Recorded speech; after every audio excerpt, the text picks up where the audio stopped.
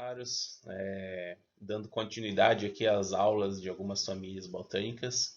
Dessa vez eu vou falar sobre uma família muito interessante, pouco estudada, né, ainda no Brasil, e extremamente diversa e com plantas muito bonitas, que é a família Marantaceae. Atualmente até ela tem ganhado mais destaque com muitos cultivares lindos e maravilhosos, como essa plantinha aqui. É uma calátia, nem sei a espécie, mas enfim, são vendidas aí nas floras a uns preços bem salgados, inclusive. Mas elas têm ganhado bastante destaque como plantas ornamentais. Enfim, finalmente o pessoal resolveu botar os olhos nas Marantaceae, família lindíssima de plantas que a gente vai conhecer um pouco melhor hoje.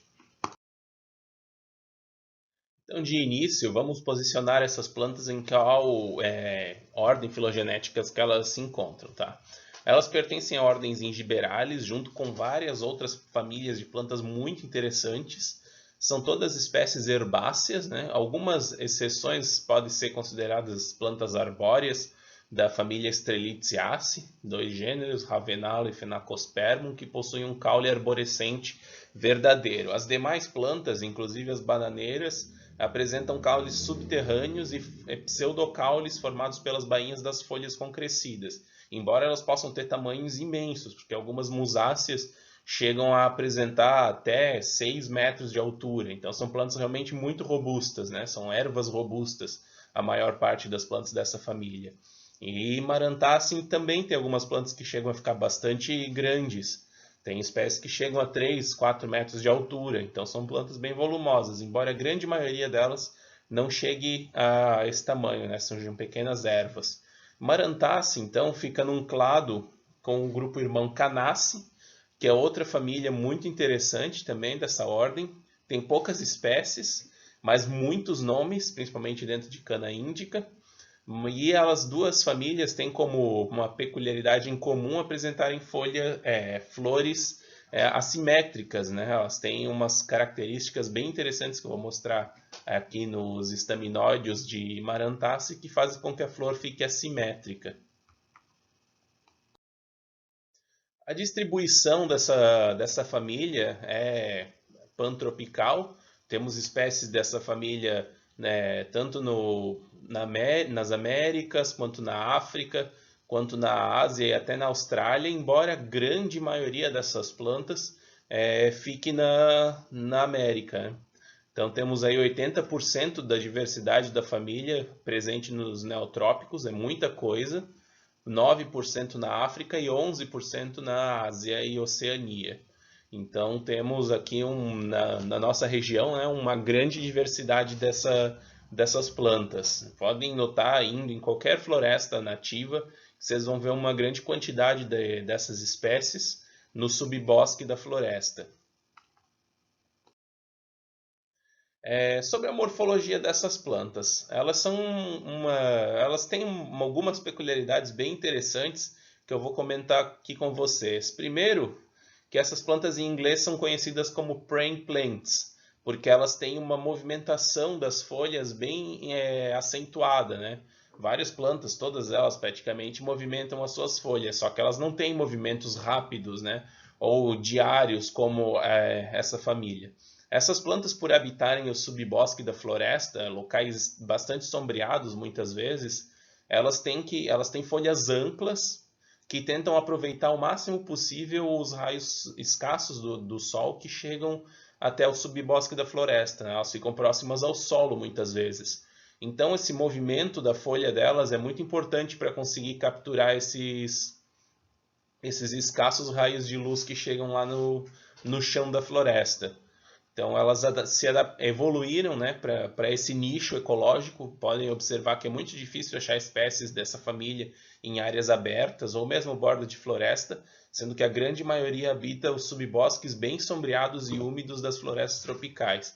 A folha delas é bem complexa, via de regra elas têm nervação pennada, né? Elas, ao contrário da maioria das monocotiledôneas que têm nervuras paralelas, as Marantaceae, junto com toda a ordem Zingiberales, têm nervuras pinnadas. Então elas têm uma nervura principal E as nervuras secundárias, então, se estendem paralelamente a partir da nervura central para as margens, formando curvas, todas elas iguaizinhas. E essa família ela tem uma característica bem interessante dentro do grupo, que é o pulvino. O pulvino é a estrutura que dá essa capacidade de movimentação tão grande às folhas.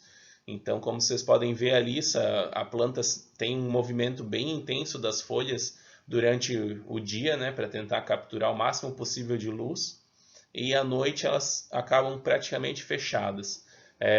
Isso é uma adaptação, obviamente, ao subbosque da floresta, como eu falei, e graças a esse pulvino elas conseguem fazer isso. Elas têm um pecíolo, muitas vezes bem desenvolvido e alado, ou canalado, e tem também a bainha, que envolve o caule, né, deixando a folha firme, bem aderida à estrutura do caule. Então, como eu havia comentado no slide anterior, as lâminas foliares delas apresentam nervuras pinnadas e nervuras secundárias paralelas umas entre as outras, formando curvas, né? Em algumas folhas é bem fácil de ver isso, com algumas tendo essas colorações que marcam as nervuras, então é super fácil de ver esse tipo de nervação nessa folha. E outra característica importante das folhas de Marantácea é que os dois lados da lâmina não são iguais. Um lado é sempre menor do que o outro. E esses lados crescem, variando com os gêneros, crescem em posições diferentes. Sendo que se os dois lados têm o mesmo tamanho, voltados na mesma posição, elas são chamadas de folhas homótropas. Se elas crescem em posições alternas, o lado maior e o lado menor, entre as duas últimas folhas, são chamadas de folhas antítropas. Essas plantas têm caules subterrâneos, às vezes eles são bem volumosos e acumulam amido.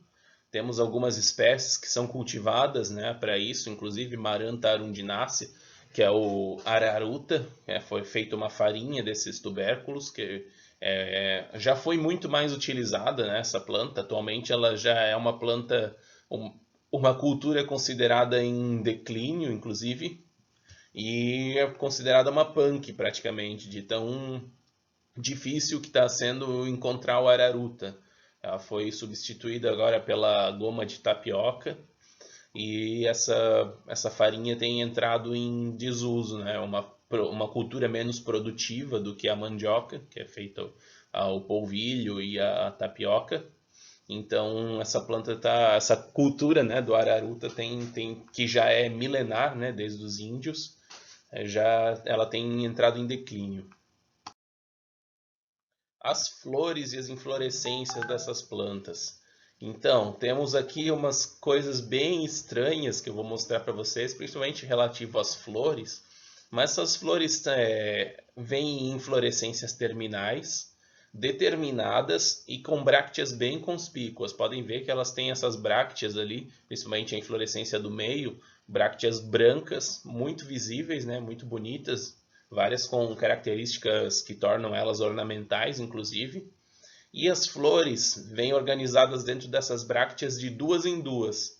São símulas espelhadas, ou seja, temos duas flores, uma oposta à outra, dentro de cada bráctea. Ou mais, às vezes tem inflorescências, mas sempre de duas em duas. E as flores, agora vamos entrar um pouco numa estrutura um pouquinho caótica, que são essas flores de Marantácea. Elas são muito bonitas, né? Mas vocês podem ver aqui que elas são bem estranhas, né? É difícil determinar o que é uma pétala, o que é uma sépala e principalmente o que é um estame nessa estrutura toda. Então, pessoal, vamos ver como é que é essa flor toda estranha aqui das Marantáceas. Fiz um esqueminha aqui, destrinchando um pouco as partes dela. E aqui temos uma figura, então, de uma flor que eu extraí de um artigo, que eu não lembro qual que é agora. Mas, enfim, não faz diferença. Ela é composta por 3 sépalas. 1, 2, 3. Beleza. Essas sépalas são livres e ficam lá na base junto ao ovário. Certo?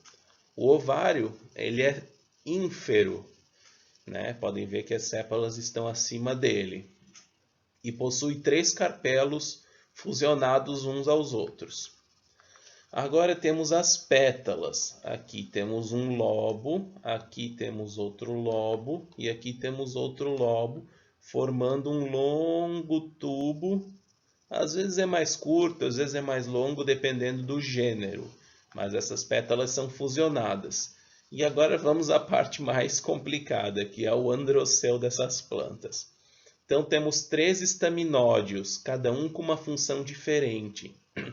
O estaminódio petaloide, que fica aqui, que ele tem função de parecer uma pétala e serve de base de pouso para os polinizadores.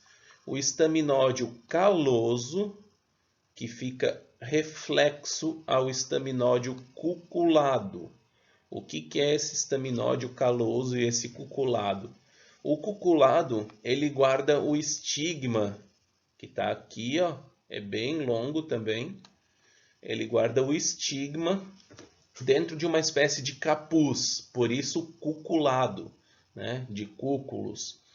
E o estigma é preso dentro desse estaminódio cuculado e ele pode ser liberado quando o inseto ou o polinizador toca uma espécie de gatilho que ele tem. Então esse estigma que está sob pressão, preso dentro desse capuz do estaminódio cuculado, remove o pólen da antera, que fica a única antera do estame fértil, remove, fica numa cavidade e ele bate no inseto esse pólen de uma única vez. E depois esse estigma é parado no estaminódio caloso. Então o inseto recebe uma bofetada de pólen em alguma parte do corpo, inseto ou beija-flor, enfim, qualquer que seja o polinizador. E quando ele sai, ele necessariamente vai para outra flor, né? Então isso evita de qualquer forma que ocorra autopolinização nessa flor. Pode ocorrer a polinização na mesma planta, né? Se o inseto ou o polinizador visitar outra flor. Mas isso evita a autopolinização da mesma flor, certo? Tem um material aqui que vai explicar um pouquinho melhor esse sistema de polinização único dessas plantas, que é chamado de exposição secundária do pólen.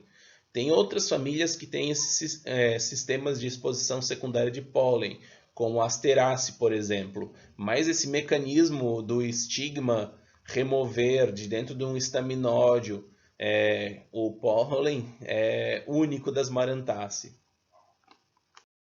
Então, gente, a gente tem aqui a flor, né? Numa vista frontal. A flor esquisita, toda assimétrica, né? Vamos tentar separar as partes dela. Temos aqui, então, uma pétala, 2 pétalas, 3 pétalas. Dá para ver a pontinha dela. Elas formam um tubo, né? E lá embaixo estão as sépalas.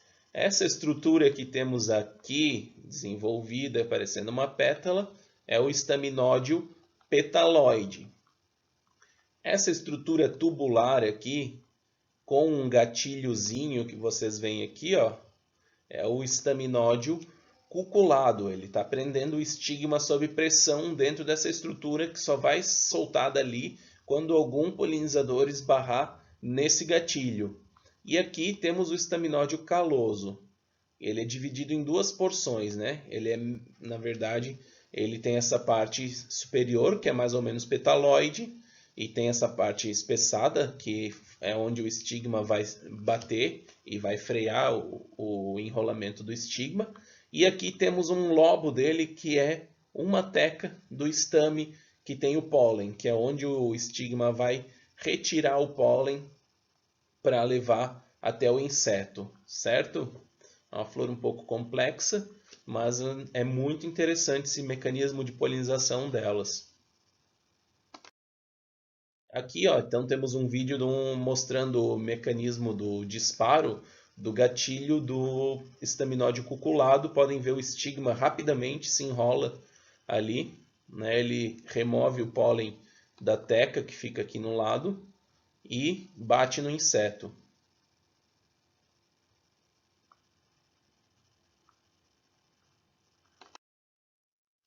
Aqui temos na inflorescência da planta, na natureza, dá para ver as flores que já tiveram o seu Mecanismo do gatilho disparado, com o estigma enrolado aqui, ó, e as flores que ainda estão com o estigma intacto, né, dentro do estaminódio cuculado. Então é bem nítido ver quando uma flor foi polinizada ou teve um visitante floral efetivo, porque elas mudam a característica morfológica, né? O gatilho só pode ser disparado uma única vez por flor. Então, que esses visitantes florais que eu comentei anteriormente são principalmente abelhas Euglossini, um grupo de abelhas bem especializado, né, bem comum em florestas tropicais, são conhecidas como abelhas das orquídeas. Elas costumam visitar flores de orquídeas, embora não seja exclusiva dessas plantas, mas elas são polinizadoras de muitas espécies de orquídeas, mas também de marantácea. Então esse grupo de plantas tem uma associação bem específica com algumas dessas abelhas Euglossini. E outros visitantes florais menos frequentes são os beija-flores, principalmente espécies que forrageiam no subbosque da floresta, como os Fetornis e Rhanfodon, que são gêneros que costumam forragear essas plantas, ficam no subbosque, e juntamente com helicônias e acanthaceae, enfim, uma grande diversidade de plantas, né? São polinizadores muito importantes. E quem dispersa as sementes dessas plantas? Os frutos são capsulares, secos, deiscentes, que apresentam sementes grandes, geralmente, e elas têm, muitas vezes, se não todas, se eu não me engano, têm uma estrutura gordurosa chamada arilo. Esse arilo aqui, que vocês podem ver, é consumido por espécies de formigas e outros insetos que forrageiam no solo da floresta, e dessa forma ajudando na dispersão, né, dessas sementes, geralmente a curta distância. Alguns poucos podem ser consumidos por aves também, mas não é um hábito comum. Geralmente essas espécies são dispersas por insetos mesmo. São consideradas punks, né, como eu comentei anteriormente, principalmente a araruta, que é a mais consumida de todas. Existem outras espécies também, não são populares no Brasil, que são consumidas também devido aos seus tubérculos. E principalmente como ornamental, né? Nos últimos anos essa família tem ganhado muito destaque com plantas ornamentais, principalmente por elas não precisarem de muita luminosidade para se desenvolver. Elas são plantas excelentes para interiores de casas. O pessoal adora botar planta dentro de casa agora. Juntamente com as aráceas, elas têm ganhado muita popularidade. Essas plantas são muito resistentes, né? Elas resistem bem à umidade, resistem à falta de luz, que é o ambiente de dentro de casa. Temos folhas de todas as cores e padrões possíveis. Então são plantinhas excelentes, realmente, para quem gosta de ter plantas dentro de casa, né? Elas não têm um crescimento tão rápido e são muito bonitas. Então, recomendo quem gosta, né? Inclusive de plantas assim de interior, a ter essas plantinhas, porque elas são realmente muito bonitas, bem agradável de tê-las assim. E elas têm essa característica interessante também do movimento foliar, né? Algumas delas têm mais acentuado do que outras, mas todas elas movimentam as folhas um pouquinho. Então, se vocês olharem elas de manhã e no final da tarde, elas vão estar com as folhas em posições diferentes. É uma característica bem interessante dessas plantinhas. Tá certo, pessoal? Espero que tenham gostado dessas plantas, tenham principalmente entendido a morfologia floral delas, que realmente muita gente tem pavor de estudar. Elas são bem complicadas, mas são maravilhosas, né? São plantinhas muito bonitas e com umas peculiaridades muito interessantes, né? Aspectos evolutivos e de relações com outros organismos que no seu habitat levaram a essa morfologia toda estranha, né, que essas plantas apresentam. Isso torna elas um pouco mais especiais, inclusive. Espero que aproveitem essa aulinha e qualquer coisa podem me contatar, né? Luiz Adriano Funes, eu não deixei o e-mail aí, mas vocês me encontram de alguma forma. Tá certo? Valeu e até a próxima.